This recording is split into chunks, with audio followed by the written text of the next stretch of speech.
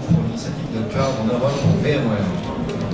Merci. Alors, je ne sais pas si vous avez vu sur le salon, même depuis quelques semaines, il y a beaucoup d'études qui disent que le cloud devient une réalité. Alors pour les entreprises, c'est une bonne nouvelle, pour vous surtout. Et donc, les questions que je me pose, c'est, bon, alors si on veut y aller, comment on le fait? Qu'est-ce qu'on fait pour migrer? Alors déjà, est-ce qu'on peut déjà redéfinir ce que c'est que le cloud? Peut-être pour ceux qui ne savent pas, qui ont du mal entre la notion de cloud privé et public, privé virtuel. Il y a tellement de définitions. Donc, qui se lance?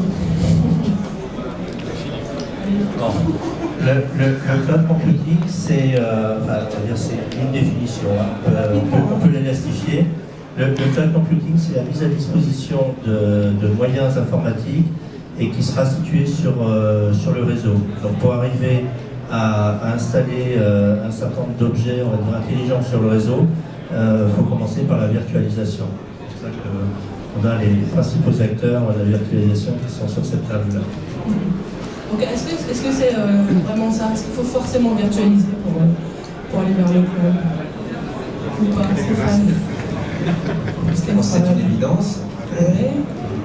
C'est Non, parce en fait, que... je pense que, en fait, est-ce qu'il faut virtualiser? En fait, je pense que d'où est-ce que naît le cloud? Le cloud est né du fait qu'on veut essayer de s'abstraire de la complexité en fait, de l'informatique, donc enfin, cette complexité-là. Et puis pour ce faire, une des premières choses à faire, c'est de s'abstraire de la complexité du matériel. À ce moment-là, la virtualisation, c'est évidemment un élément qui est important. Et puis on peut partir de là. Donc, pour répondre rapidement à la question que disait rapidement, on pourrait voir finalement le cloud dans son élaboration assez mise en place pratique comme un ensemble d'étapes qui veut qu'on virtualise d'abord, on automatise ensuite, et puis après on a accès à des services au travers d'un catalogue, au travers d'un portail. Et puis l'ensemble des trois fait qu'on a accès à un ensemble de services de manière qui se veut abstraite de la complexité de la technologie sous-jacente. D'accord. Je vais apporter une autre précision par rapport au cloud. Le cloud, c'est surtout en fin de compte le changement d'un paradigme de consommation de l'informatique. On n'acquiert plus sous forme d'investissement des ressources qui sont nécessaires, que ce soit les serveurs, les infrastructures réseau. On les consomme, et on consomme surtout le service qu'elles rendent de façon locative. C'est-à-dire qu'on passe d'un investissement à une location. On passe de CAPEX en OPEX. On le fait sur les infrastructures pour une capacité à offrir une élasticité. C'est-à-dire qu'ils vont être capables de s'ajuster à la consommation de ressources nécessaires pour fournir le service rendu par le système d'information, que ce soit à la hausse, sur une augmentation de sollicitation, ou à la baisse, parce qu'on a moins besoin ponctuellement. Donc ça, c'est tout à fait important la dimension. Après, la virtualisation, oui, c'est une des composantes fondamentales sur laquelle on peut répondre, mais elle n'est pas absolument nécessaire. On peut très bien arriver à avoir une infrastructure dédiée, accessible, avec une complexité.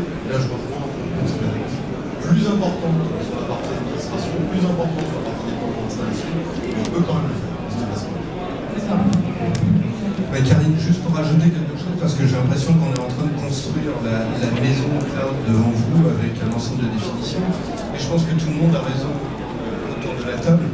À partir du moment où la notion fondamentale, c'est trouver et utiliser un service utilisable à travers Internet et effectivement, en général, payer la consommation. Mais après, il va y avoir plusieurs écoles et on va introduire la notion de cloud public à laquelle appartient tout ce qu'on appelle software as a service, plateforme as a service, infrastructure as a service.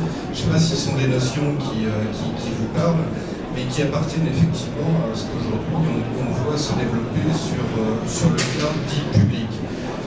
Maintenant, je pense que les intérêts ou les bénéfices en fait exprimés pour le cloud privé, le cloud public sont tellement forts qu'il est intéressant aussi de revoir en fait l'informatique interne de façon à pouvoir la présenter sous un aspect cloud. Et là, sans rentrer forcément dans le détail, parce que je pense qu'on va y revenir tout au long de cette session, c'est effectivement refaire ou rebâtir ou faire évoluer en fait l'infrastructure interne de l'entreprise pour la présenter sous la forme de ce qu'on appelle un cloud privé. Donc là, qui sera interne ou éventuellement opéré par un partenaire extérieur de l'entreprise, mais pour les besoins internes de l'entreprise.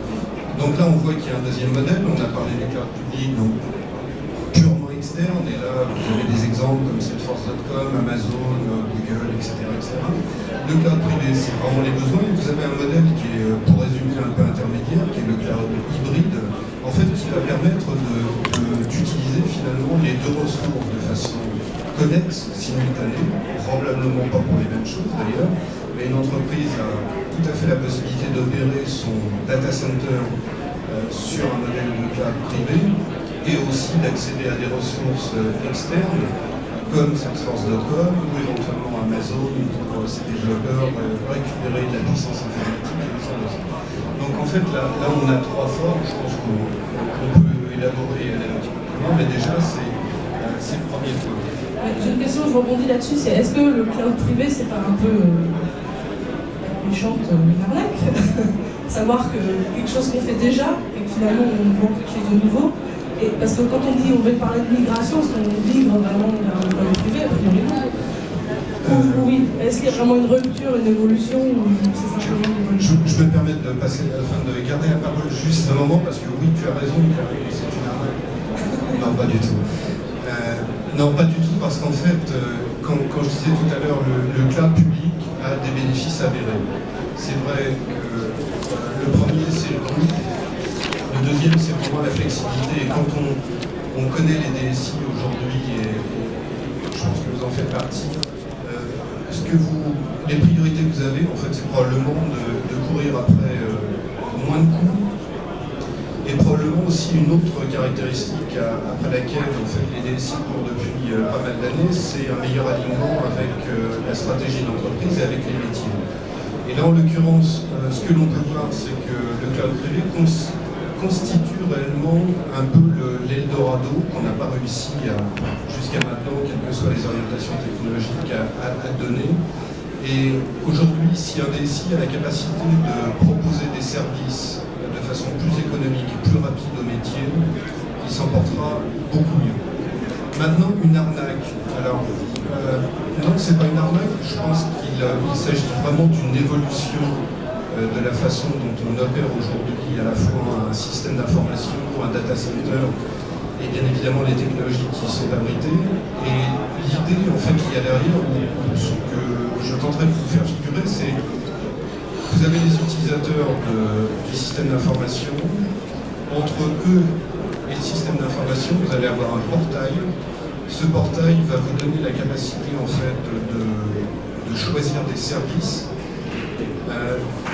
parmi un catalogue de services dûment formalisé. Ce catalogue de services va comporter bien évidemment des descriptifs, ce qu'on appelle des SLA, donc des engagements de niveau de service, et les utilisateurs et les métiers vont être capables de choisir et de sélectionner leurs services en fonction de ces paramètres-là.